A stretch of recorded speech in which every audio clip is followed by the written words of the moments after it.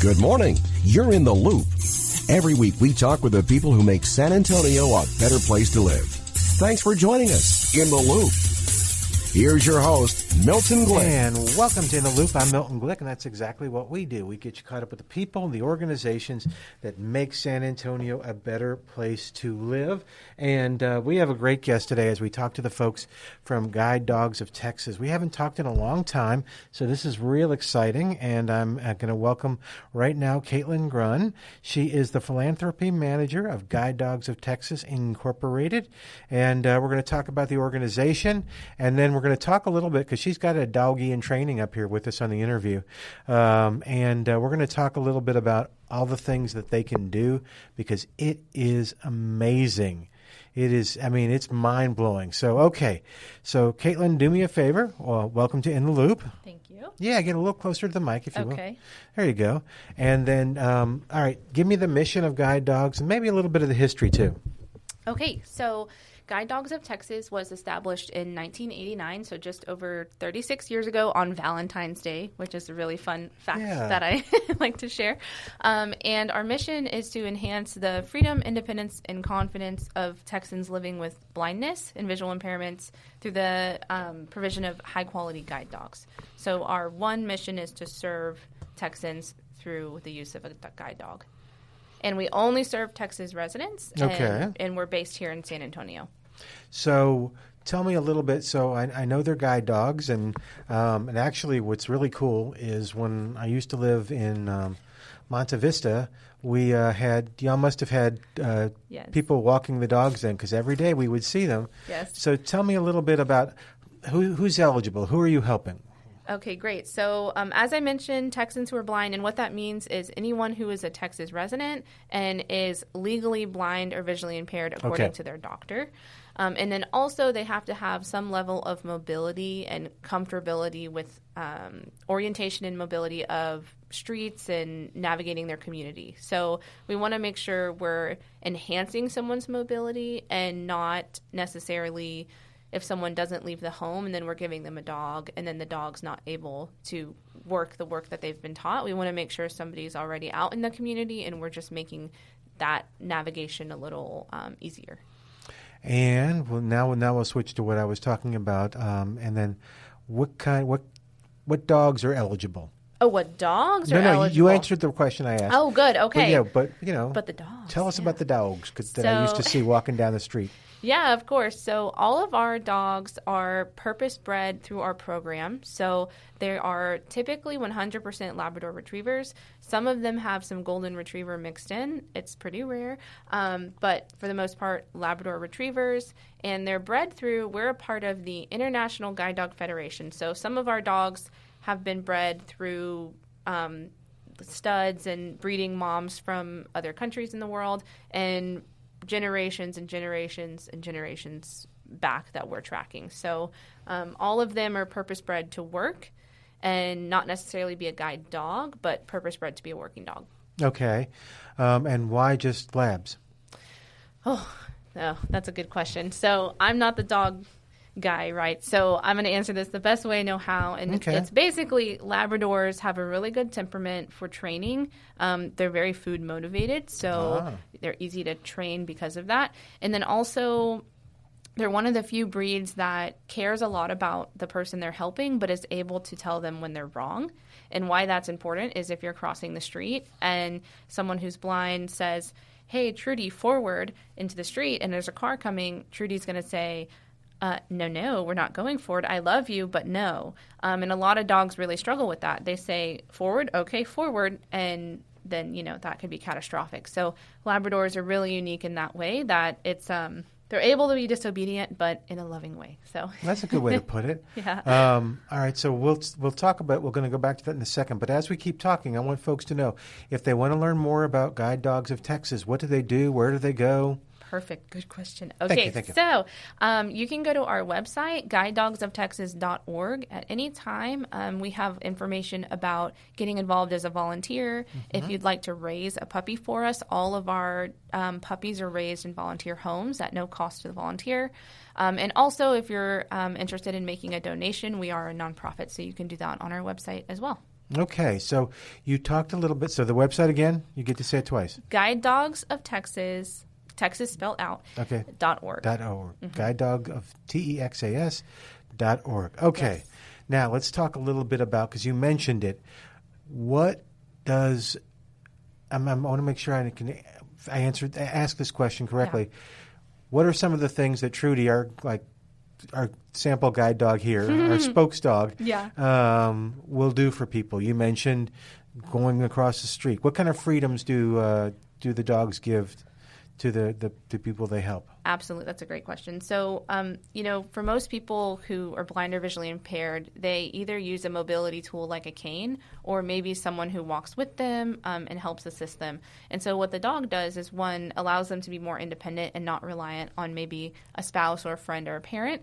But then also the difference between a dog and a cane is a cane, you have to hit something to know it's there. And so when you're walking on the street, it's tough to avoid some things, and then you don't always want to run into things you're trying not to hit, right? So a cane can be really difficult for people, and it also doesn't help them with overhead. So let's say there's a low-hanging tree. A cane won't tell someone that they're about to hit that. A guide dog is trained to see obstacles ahead of time. So not only are they able to avoid an obstacle without hitting it first, right? But they're also avoid obstacles that canes cannot. The other thing that we don't think about a lot because it's less maybe technical, a white cane tends to, if someone sees someone with a white cane walking down the street, they'll jump out of the way. I don't want them to run into me. I don't want to be in the way. But what that does is it limits the social interaction somebody who's a cane user gets. A guide dog, people love dogs. Even when we maybe don't want people to distract the dog as much as they do, people love dogs. And it's almost sometimes an icebreaker for people. Oh, I see you have a working dog, or what's their name? And it's nice to meet you, and tell me more. And it can really enhance people's social interaction in a community, which for a lot of our users, that has been the biggest change they've seen that has changed their life, because they're able to experience life like a person in a community that people aren't jumping out of the way of to avoid them. So that's huge. So Trudy has been taught to ignore people, which is great. So her job is to help her user. So when somebody comes up, she's going to ignore you, which is what she's taught to do. But if you say, hey, can I pet? And her user says, okay, Trudy, you can play, then she's going to get excited and want to say hi. So she's been trained even to handle social interactions when people can't. That is incredible. And the limb thing was the thing that I was talking about earlier. That's just shocking to me, and that's wonderful, because if you were walking and there was a limb, all the things that the dog can see and warn, and even like you said, the dog sometimes knows better than the person it's helping. Yeah, it does. Yeah. Well, because they have more information. Okay. If you can't see something, you don't have all the information, right? So sometimes the dog has, especially with hybrid vehicles or all-electric vehicles. Oh, wow. You can't rely on your hearing. No, So we used to be able to rely on, I hear a car coming. And so now somebody might say, oh, I don't hear any cars coming, I can cross. And the dog's, there's a car right there, right? So the dog has more information than the user does sometimes, well, a lot of times, which is great. And I also wanted to point out that we talked about avoiding obstacles, which is really great. But the other thing a guide dog is trained to do is to find things. So if you're walking with your dog and you say, hey, Trudy, find the door. Find the elevator, find the stairs. She's trained to do that. So instead of running into things and finding out by, process of elimination, that's not what I'm looking for, you could say, Trudy, and I take Trudy home with me in the evenings, and I'm training her, find the elevator. And she takes me to the elevator. And we get off the elevator, I say, find the door. She takes me to the front door. So it's amazing what they can do, and imagine the efficiency of your life when you can have a partner that can help you find what you're looking for right away. And also the confidence, it doesn't feel good when you're wandering around or, having to scan walls with a cane and dragging your cane along. And then even just the physical noise of being a cane user, right? We have a client who said, I would go to the grocery store with my 12-year-old and I would be using my cane and I'd be hitting the metal bottoms of all the aisles. And it was like, everyone look at me, I have a cane. And with a guide dog, he said, I can go through the grocery store with my 12-year-old and not feel like I'm telling everyone to look at me. I'm just living my life and doing what I need to do, which is one of those small things that you really don't think about unless you're living it. Yeah, so it's not only that guide dog is not only providing independence, but, and this isn't quite the right word, so maybe you'll think of the right word for me, but a little bit of a dignity too. Oh, absolutely. Absolutely. And that's the confidence, right? Okay, the piece of there you go. Navigating the world confidently and not feeling like, because it's hard, we're all human, to think, oh, someone's watching me, or I'm not doing that the right way, or what are they thinking of me? That's completely normal. And I can say from personal experience, I've used a cane, and I've thought, I felt a little uncomfortable. This doesn't feel like me, my identity. I said, this doesn't feel like me. And I've walked with a guide dog, and I just felt like I was walking with my head high, like, oh, I feel so powerful. I'm embracing. I'm able to get where I need to go. And it's just this confidence that you can't understand unless you're experiencing it. And that's why we talk about it. Mm-hmm. We can talk about it, but it's really hard to explain. No, I think that our listeners probably have seen someone with a guide dog, but really don't appreciate the difference it makes in their life. They can imagine it, they can and stuff, because it makes sense on one level, but it's like, okay, so that's what we're doing here today, too. Our guest today is Katelyn Grun. She is the Philanthropy Manager of Guide Dogs of Texas. Again, the website, Guide Dogs of Texas, Texas spelled out, .org, and there's lots of things on the website to help you get involved. We're going to talk some more about those things in just a second. Let's see. So do you have, I'm just curious, I want to drop a story in every now and then, and I'm surprising you with this. Is there you mentioned the one story about the person in the grocery store they mentioned. How about another success story where a guide dog, they've come back to you and said, okay, this just changed my life? Oh, my gosh. Are those for anybody? No, sorry. I'm just teasing. There's some treats a little bit on there. Got some dog food on the counter for Trudy. So there's a really cool story. And so we talked about this last year, actually, was one of the stories we highlighted. And we have a client who's actually a board member of ours, which is really great. And his daughter was getting married. And he had recently been matched with a guide dog. So he was within his first year of working with his guide dog, Price. And his daughter's getting married, and she says, Dad, obviously, I want you to walk me down the aisle. And he had a lot of anxiety initially, thinking, I'm going to use a cane walking down the aisle. She's going to have to guide me. That's not, I'm a dad. I want to lead her, right? This emotional thought process for him that I'm not going to be the dad she needs me to be in that moment. And so he gets matched with Price. The wedding day comes, because that from the time you're thinking about walking her down the aisle and the wedding actually happens is year and a half, right? So he finally has this guide dog, Price, and he is leading his daughter down the aisle. She's holding his elbow, right? He's always holding the elbow, and she's holding his elbow, and he's leading her down the aisle. And he told us the only way that was possible was because of his guide dog. And yes, Price was guiding him, but they're a team. And so Price and David led his daughter down the aisle. And he said that was just one of the proudest moments for him, is I got to be the dad I wanted to be in that moment because of his guide dog. And again, that's not one of those helping navigate the world. It's like, it's one of those emotional pieces that you get because of the thing that we all take for granted, which is being able to walk down the aisle and feel confident knowing where you're going.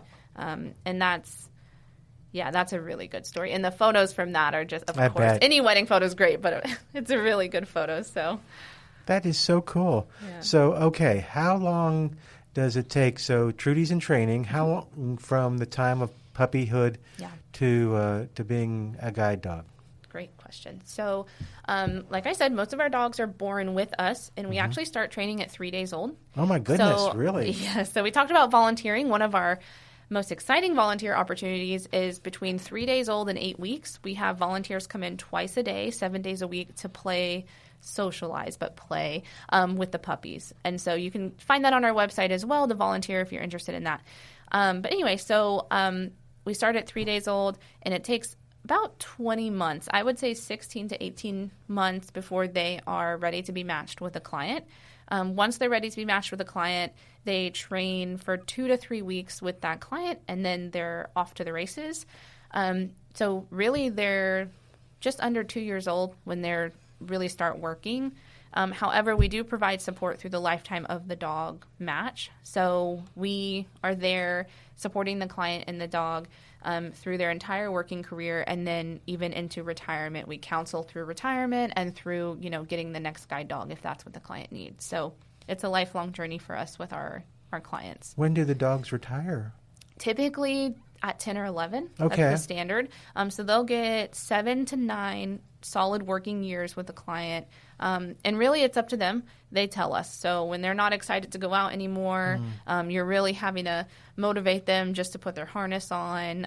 Maybe they start missing things. That's when, that's one, they're not enjoying it. And two, it becomes dangerous because when they start getting less motivated, that's when maybe they're not stopping you when that car's coming. So we listen a lot to what the dogs are telling us, because when you work with a dog for 10 years and things start changing, you really notice. So very interesting. Yeah. All right. With our guest today, Katelyn Grun. She is the Philanthropy Manager of Guide Dogs of Texas Incorporated. The website is Guide Dogs of Texas, and Texas is spelled out, .org. And let's do this, Katelyn. Mm-hmm. What else do our listeners need to know? I mean, what do you love talking about? Or did you have a background in animals and dogs before, or no? I have an interesting. Well, no. Well, I love animals, but no. So I actually went to school. I was a history major. Right? Oh, okay.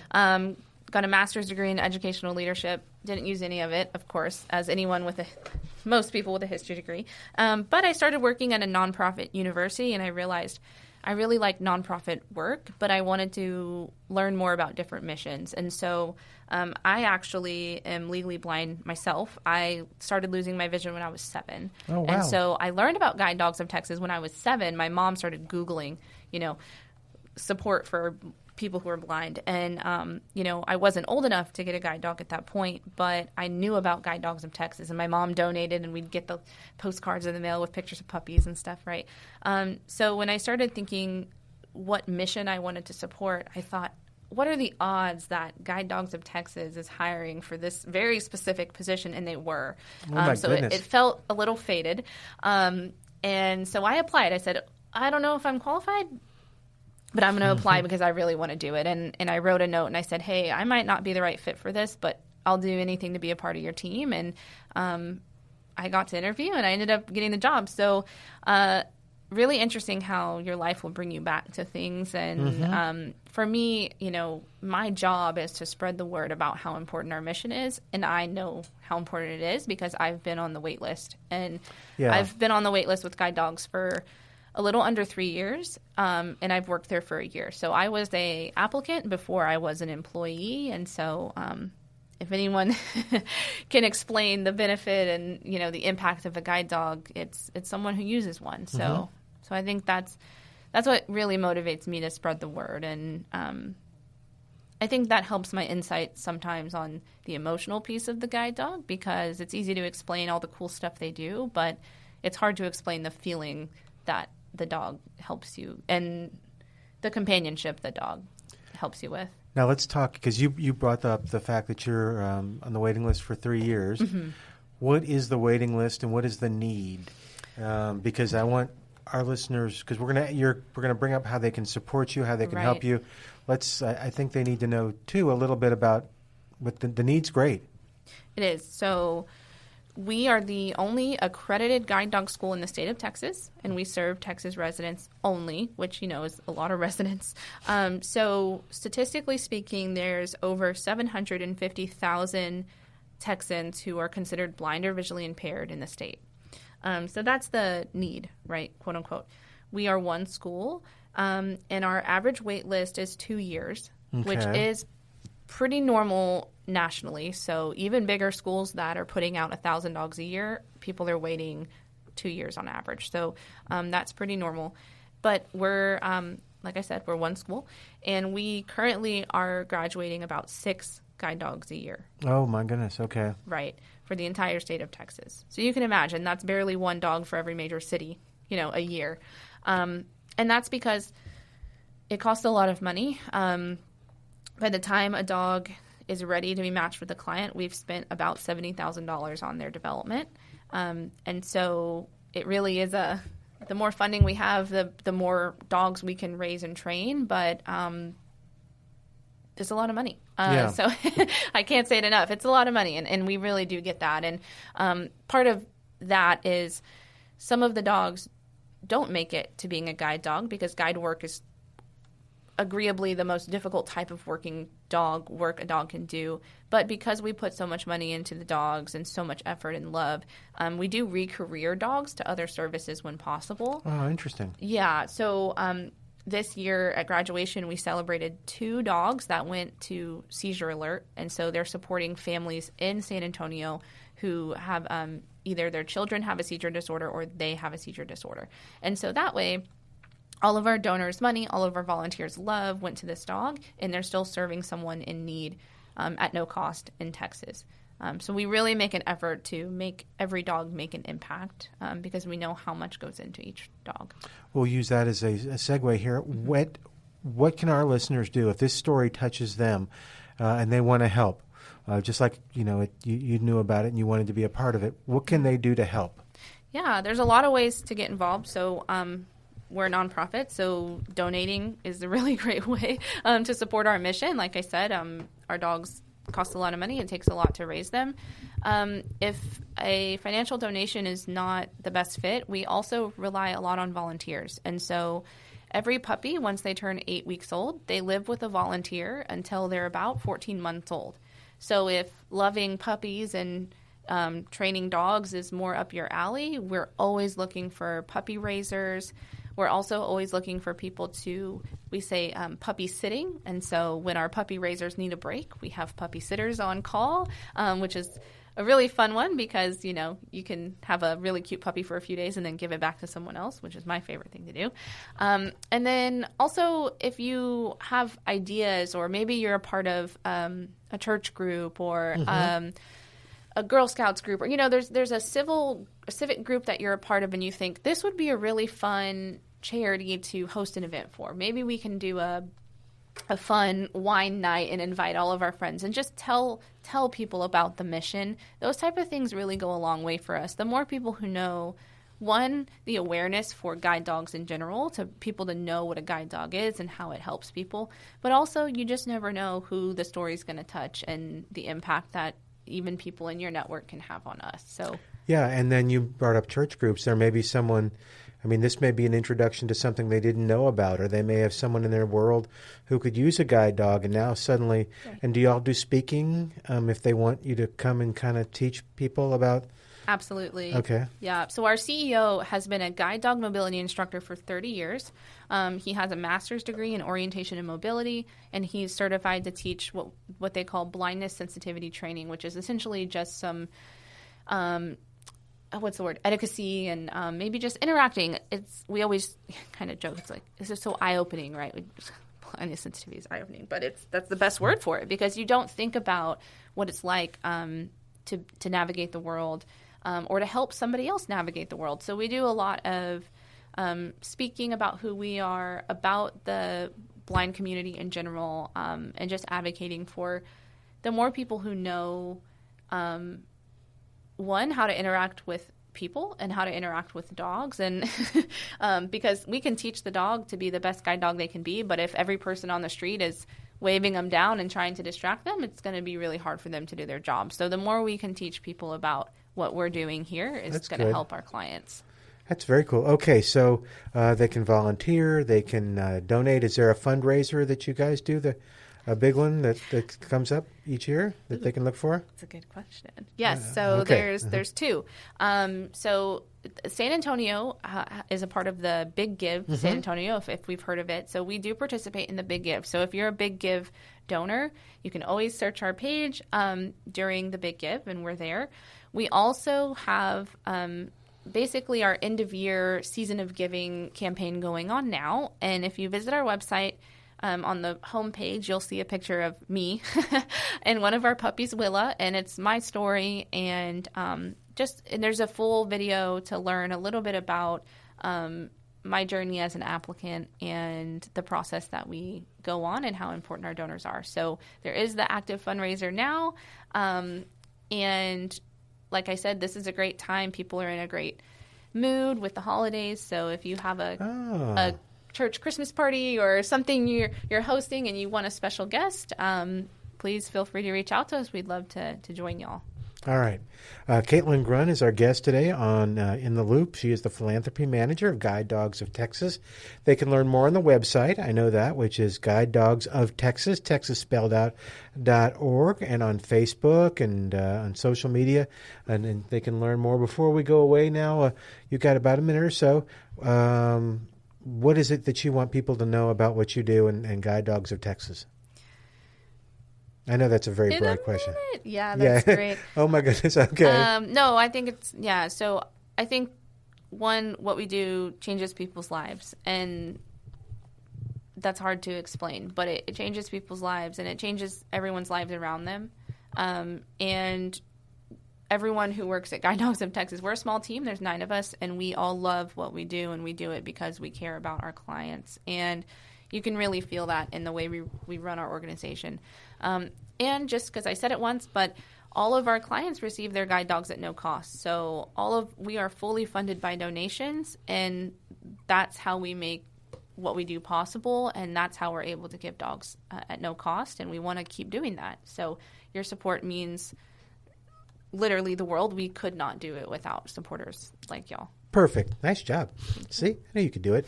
Katelyn Grun has been our guest. She's the Philanthropy Manager of Guide Dogs of Texas. The website again, guidedogsofTexas.org. If you didn't get it or you want more information, call me here, Milton, at the station. I'll be happy to get it to you.